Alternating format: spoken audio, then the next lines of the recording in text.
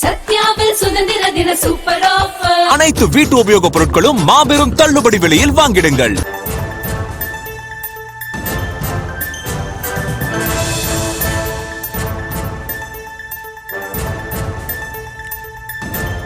அண்மை செய்தி. சென்னை திருவொற்றியூரில் பள்ளிக்கூடத்தில் மாணவர் கொலை வழக்கில் 6 பேர் கைது செய்யப்பட்டுள்ளனர்.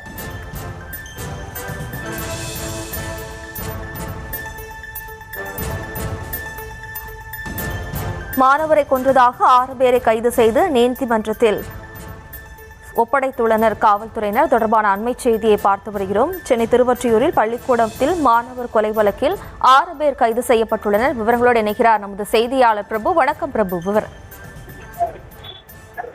ஜெயஸ்ரீ, சென்னை திருவொற்றியூரில் பள்ளி மாணவர் கொலை செய்யப்பட்ட சம்பவத்தில் முதற்கட்டமாக 6 பேரை கொலையில் நேரடி தொடர்புடையதாக கருதி 6 பேரை போலீசார் கைது செய்து பொன்னேரி நீதிமன்றத்திற்கு அழைத்து செல்லக்கூடிய பணியை தயார் செய்து வருகிறார்கள். அதாவது சென்னை திருவொற்றியூர் பகுதியில் 12ஆம் வகுப்பு பயின்று வந்த மாணவன் தனுஷ் நேற்று பள்ளியில் சக மாணவர்களாலும் மற்றும் பள்ளியை விட்டு படித்து முடித்து சென்ற மாணவர்களாலும் அடித்து தாக்கப்பட்டு பள்ளியின் பின்புறத்தில் இருக்கக்கூடிய இந்த முட்புதரில் சடலமாக வீசப்பட்டிருந்தார்.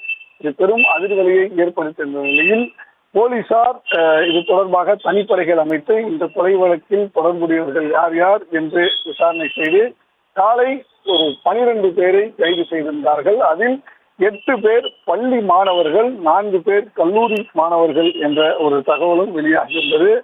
இந்த நிலையில் இந்த கொலை வழக்கில் நேரடி தொடர்புடைய, அதாவது கஞ்சா புகைத்ததை தட்டி கேட்டதால் ஏற்பட்ட இந்த கொலை சம்பவத்தில் நேரடியாக மாணவனை தாக்கிய 6 பேர், அந்த 6 பேர் தாக்குதலை நடத்தியிருக்கிறார்கள் என்று கருதி விசாரணையின் அடிப்படையில், சாட்சியங்கள் ஆதாரங்களின் அடிப்படையில் முதற்கட்டமாக 6 பேரை தற்போது திருவொற்றியூர் போலீசார் கைது செய்திருக்கிறார்கள். மேலும் கைது செய்யப்பட்ட 6 மாணவர்களையும் பொன்னேரி நீதிமன்றத்தில் ஆஜர்படுத்துவதற்காக அழைத்து செல்லக்கூடிய சம்பவமும் அரங்கேறி இருக்கிறது. தொடர்ந்து இதில் நேரடியாக மட்டுமல்லாது தூண்டுதலில் யாரேனும் ஈடுபட்டிருக்கிறார்களா என்ற கோணத்திலும் தொடர் விசாரணை நடைபெற்று வரும் நிலையில் இன்னும் சிலரையும், சில மாணவர்களையும் வெளிநபர்களும் வந்து தாக்கினார்கள் என்று கூறப்படக்கூடிய அந்த ஒரு கருத்தையும் வைத்துக் கொண்டு யார் யாரெல்லாம் மாணவர்களோடு சேர்ந்து இந்த பள்ளியில் பயின்ற மாணவர்களோடு சேர்ந்து அந்த மாணவனை தாக்கினார்கள்,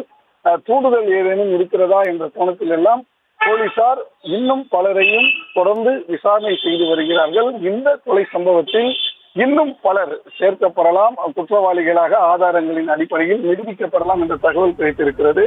தொடர்ந்து போலீசார் தங்களுடைய விசாரணையை தீவிரப்படுத்தி வருகிறார்கள். ஜெயஸ்ரீ, விவரங்களுக்கு நன்றி பிரபு.